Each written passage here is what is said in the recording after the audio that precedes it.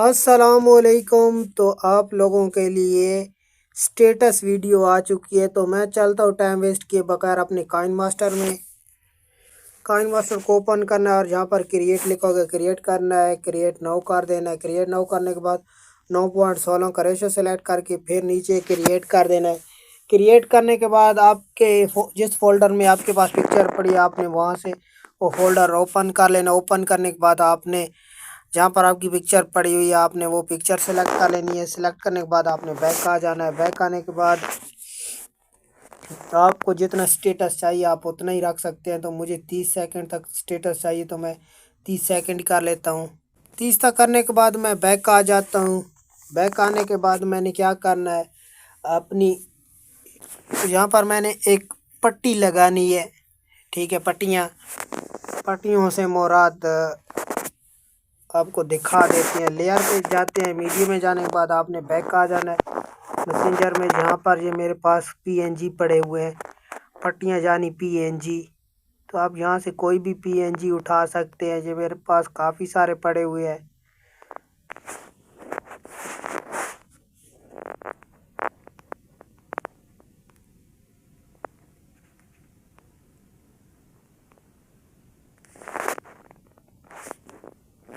तो ये मैंने पीएनजी सेलेक्ट कर ली है। नीचे की तरफ आऊँगा तो यहाँ पर लिखा होगा ब्लेंडिंग, तो आपने ब्लेंडिंग में जाना है। मल्टीप्लाई डार्क आपने इसे फुल स्क्रीन कर देना है। फुल स्क्रीन करने के बाद आपने बैक आना है। यहाँ पर इसे खींच लेना है अपनी स्क्रीन के मुताबिक। जहाँ पर आपको अच्छी लगे आप वहाँ तक इसे खींच के रख सकते हैं। तो मुझे यहाँ तक रखनी है, ये सेंटर पे है। सेंटर पे रखने के बाद बैक आ जाना है। बैक आने के बाद आपने क्या करना है, इसकी भी टाइम लाइन 30 कर देनी है। 30 करने के बाद आपने बैक आ जाना है। लेयर पे जाना है, टेक्स्ट पे चले जाना है। टेक्स्ट पे जाने के बाद मैंने पहले से कॉपी की हुई आप यहाँ से पेस्ट करके मुझे जो जो फिक्रे चाहिए मैं वही वही रख लेता हूँ।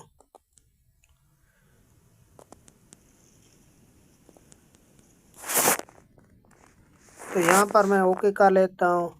ओके करने के बाद मैं इसे खींच के नीचे ले आता हूँ। यहाँ पे सेंटर पे रख के ओके कर लिया। ओके करने के बाद आपने आगे की तरफ आना है।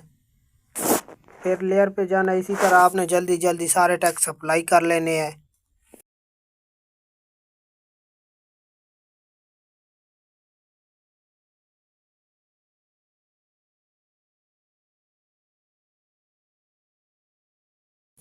तो मैंने जल्दी से अपने टैक्स अप्लाई कर लिए। अब मैंने टैक्स को डिज़ाइन इनका चेंज करना है और कलर देना है। तो मैं अपने टैक्स को पकड़ लेता हूँ और फ़ॉन्ट पे चला जाता हूँ।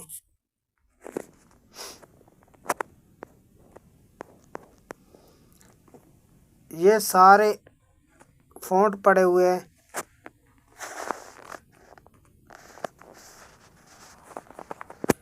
तो मैं जल्दी से इनका भी जो सारा डिज़ाइन वगैरह है वो चेंज कर लेता हूँ।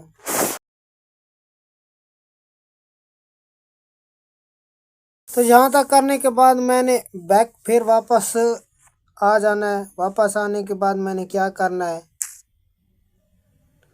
अब इनके साथ कलर मैच करने हैं। तो मैं आउटलाइन में चला जाता हूँ। तो काफ़ी अच्छी क्वालिटी में मेरा लिखा हुआ नज़र आ रहा है। 15 तक ठीक ही है। तो मैं आउटलाइन में जाकर जल्दी जल्दी सारे टेक्स्ट पे आउटलाइन अप्लाई कर लेता हूँ।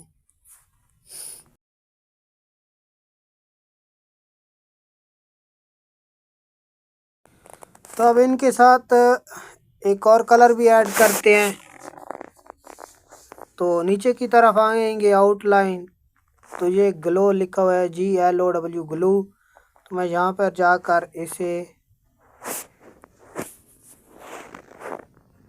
येलोनेस डाल देते हैं इसके अंदर। ऐसे ही आपने सारे टेक्स्ट पे अप्लाई कर लेना है।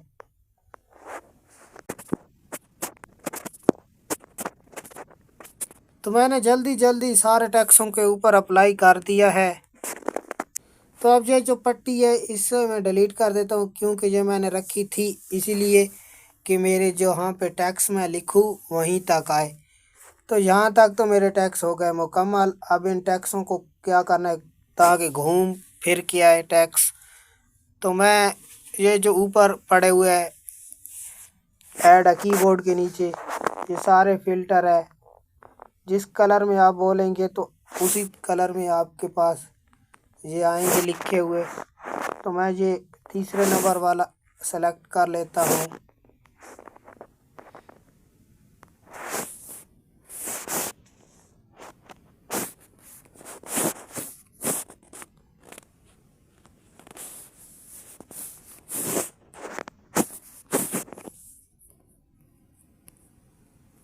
तो वीडियो को मैं प्ले करके आपको दिखा देता हूँ।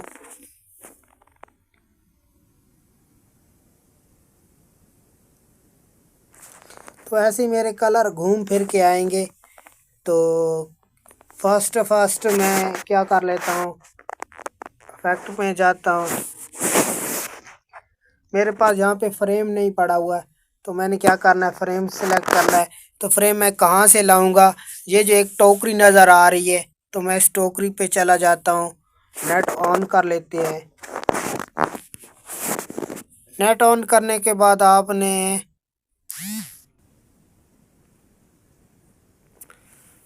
ये हो हार्ड पे आना है और जहाँ पर फ्रेम पड़ा हुआ लिखा हुआ है तो आपने फ्रेम को सेलेक्ट कर लेना है। तो ये मेरे पास काफ़ी सारे फ्रेम आ चुके हैं, तो मुझे वो सिंपल फ्रेम चाहिए।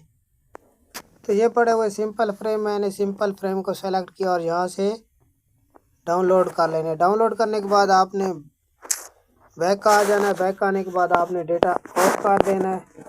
डेटा ऑफ करने के बाद मैं अब यहाँ पे फ्रेम लगाना चाहता हूँ, तो लेयर पे गया, ठीक है, स्टिकर पे गया और ये मेरे पास फ्रेम आ गए हैं, पहले नहीं थे। तो मैं यहाँ से फ्रेम सेलेक्ट कर लेता हूँ और ऐसे घुमा लेता हूँ इस तरह से।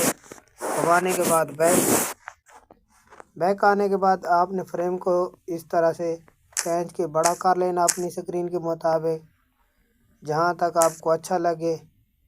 तो यहाँ तक रखने के बाद आपने यहाँ पे सेटिंग पे चले जाना है। सेटिंग में जाने के बाद ये जो कलर वन है इसे आपने ब्लैक कर देना है और ये जो है इससे आपने फुल वाइट कर देना है।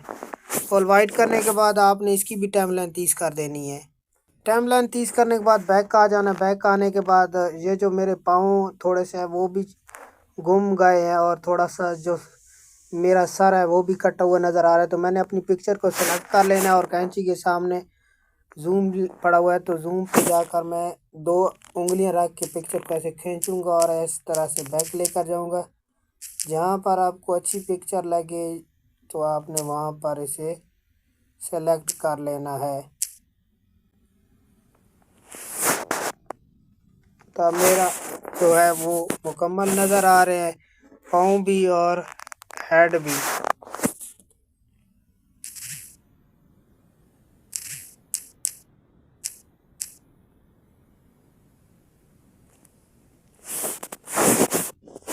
तो बैक कर देना। बैक आने के बाद यहाँ पे कुछ टेम्पलेट वगैरह है वो भी लगाना चाहते हैं तो आप लगा सकते हैं। मैं लेयर पे चला गया, वीडियो में जाने के बाद यहाँ पे आ गया तो मेरे पास ये वाली टेम्पलेट पड़ी हुई है, तो मैं इसे सेलेक्ट कर लेता हूँ। सेलेक्ट करने के बाद बैक आ जाते हैं। बैक आने के बाद इसको इस तरह से घुमा देंगे। घुमाने के बाद इसे खींच के अपनी स्क्रीन के मुताबिक बड़ा कर लेना है। बड़ा करने के बाद आपने नीचे की तरफ स्क्रॉल डाउन करना है तो ब्लेंडिंग का ऑप्शन आएगा, ब्लेंडिंग में चले जाना है और इसे फुल स्क्रीन कर देना है। फुल स्क्रीन करने के बाद आपने इसका जो वॉल्यूम है उसे भी आपने म्यूट कर देना है।